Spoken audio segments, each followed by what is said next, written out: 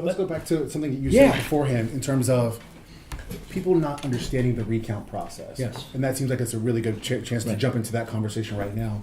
I'm not sure if you're familiar with the recount process, Tim, but are you finding that, especially when you're talking to millennials, they don't even understand a lot of these processes, recounts, etc. What are they saying to you? Well, there's a knowledge poverty, not just for millennials, but for the public at large about how elections work. I have a quick question after go with that, but ultimately, just understanding in off-year elections, we haven't always had over 50% eligible voter turnout. And that's an issue. And I don't think that comes necessarily from a lack of political efficacy. That comes from the fact that it's very difficult to understand the process when you're not inside the political bubble. Okay. So, I work for an advocacy organization, and my predominant constituent base, if you want to call it that, is everyday people. Right. And those are the folks that I like to be around so that I can kind of absorb what they're thinking and then transfer over that, be a talking point for that into folks in the room like who are in right now.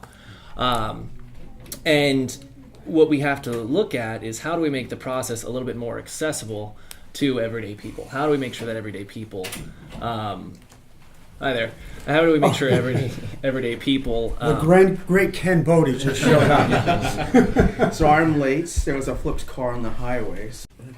I think it's apropos not only to millennials, but remember in 2020 we are going to reach the 100th year anniversary of the 19th Amendment, which is women's suffrage.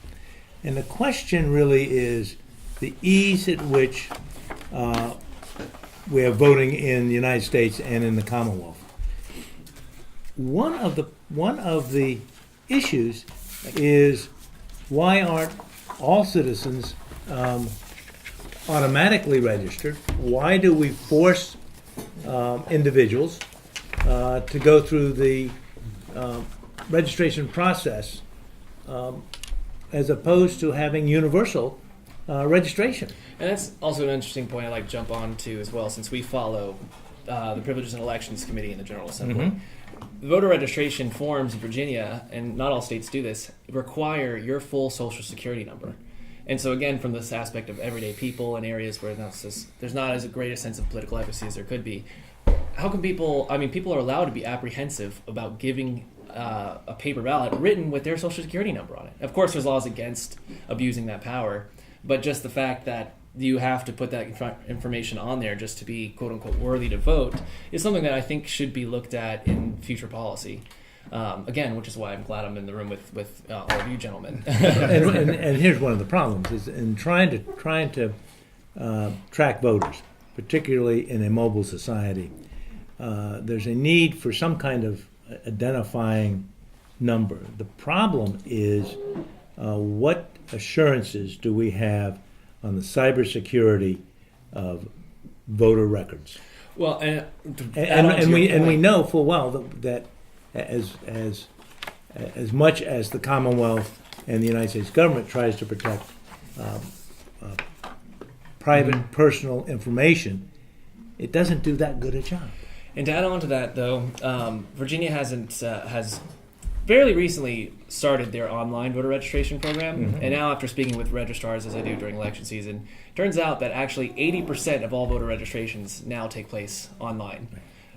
Ironically, most of the millennials and college students actually are from paper forms. And I don't know, that might be because I'm more savvy with the internet and know exactly what you're talking about.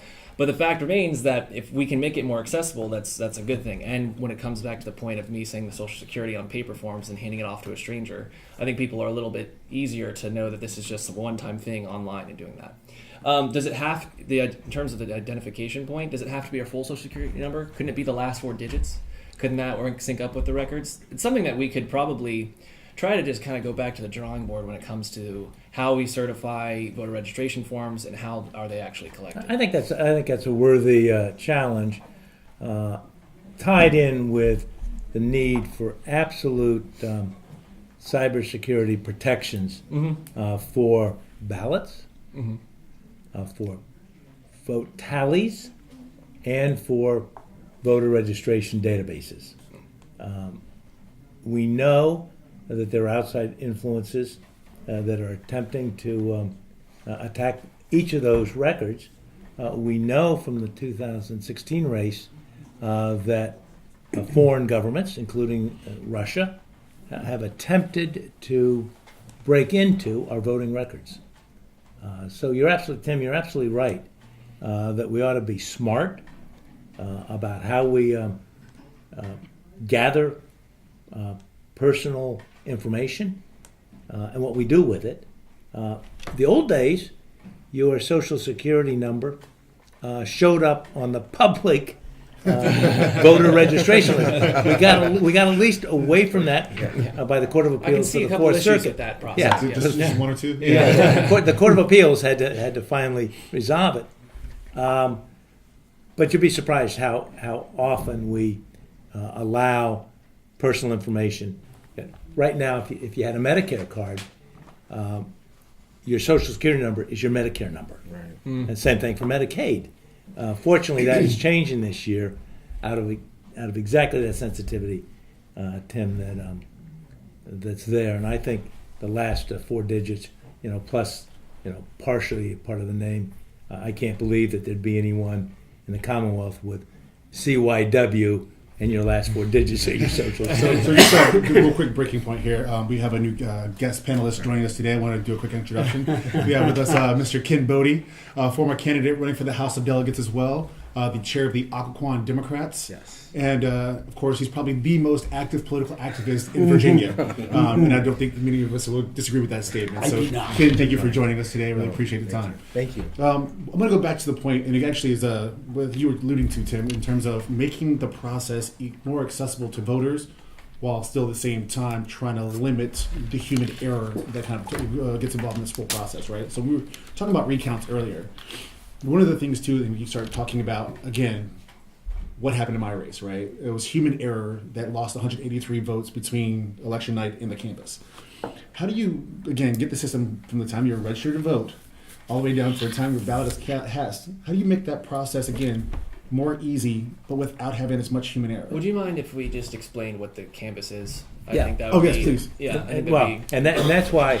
the educational value. Yeah, I'm going to absolutely psychologically you lost those votes, but the numbers that are put together election night are unofficial, they're imprecise, and they are unreliable.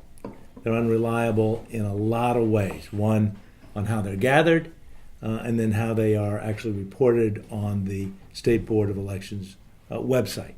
And we know that in many races, what you see on election night is not anywhere close to the official results. So what happens is the day after the election, all of the records that includes the ballots, the results, are in the office of the clerk of the county or city. Mm-hmm.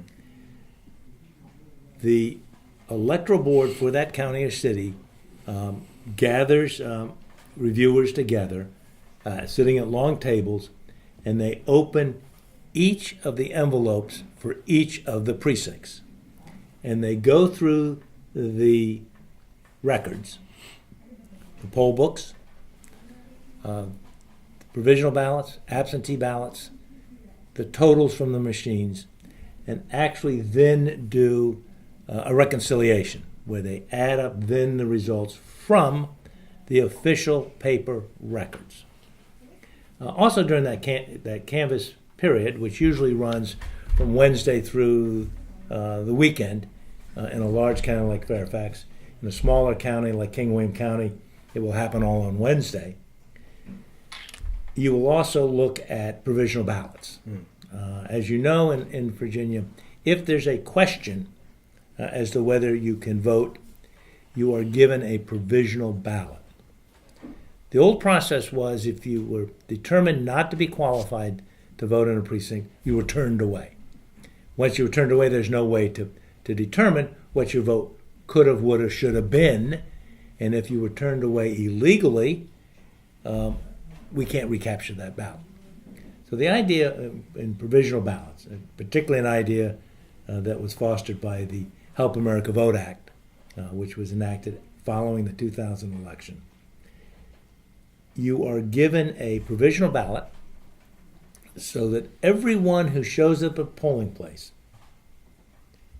should cast some sort of ballot, either a regular ballot on the machine, would have cast an absentee ballot, or cast a provisional ballot. Those provisional ballots are then determined during this canvass process. And that is about, did you have the right kind of identification? Assume that you came to the polling place and had no identification. Recall that in Virginia, we are an ID state. You must bring some form of identification to the polling place. That is a change from the previous law, which was you simply announced yourself.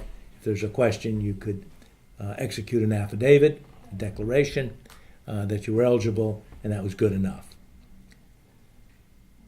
So assume that you didn't have your ID with you. You nonetheless would cast a provisional ballot, and you are allowed then the next day to provide the general registrar with identification that would allow your ballot to be counted. Is it the next day? Does it have to be the next No, day? it's actually before. It's the next couple of days. Right. Usually before Friday. Right. So just a real quick pause there, just because you said something about the canvas that I thought was probably a really good point.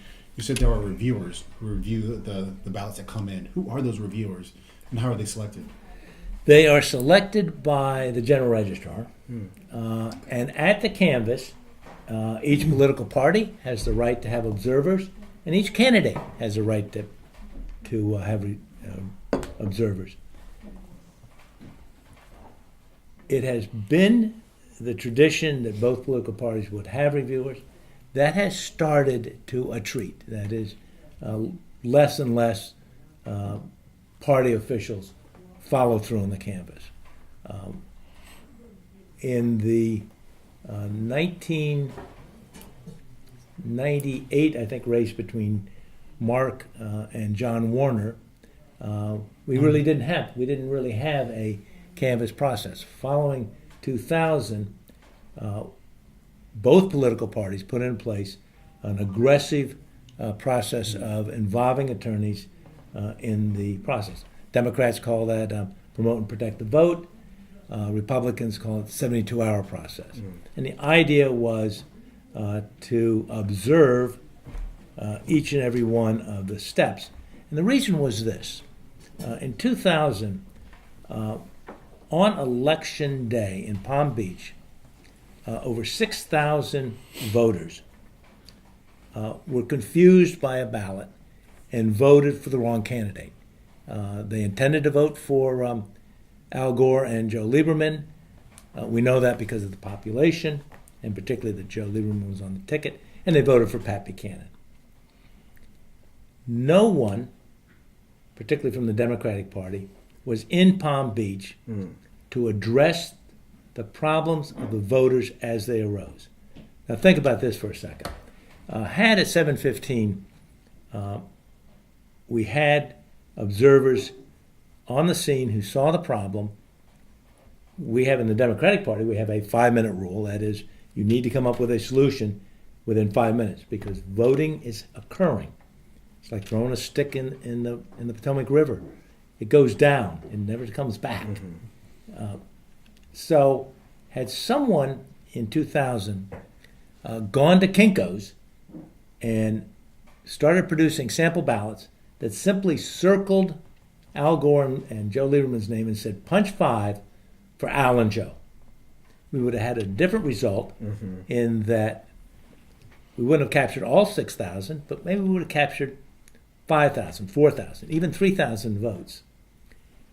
The difference ultimately in Florida in 2000 was less than 300 votes. Those 300 votes would have been a minor number over the number captured. Take that now to our Virginia elections. Following 2001, Mark Warner aggressively put into practice. Jay Meyerson and I ran the program, Promote and Protect the Vote, where we put lawyers in the field to ensure that if there is a mistake or something odd, that we respond to it while voting is going on.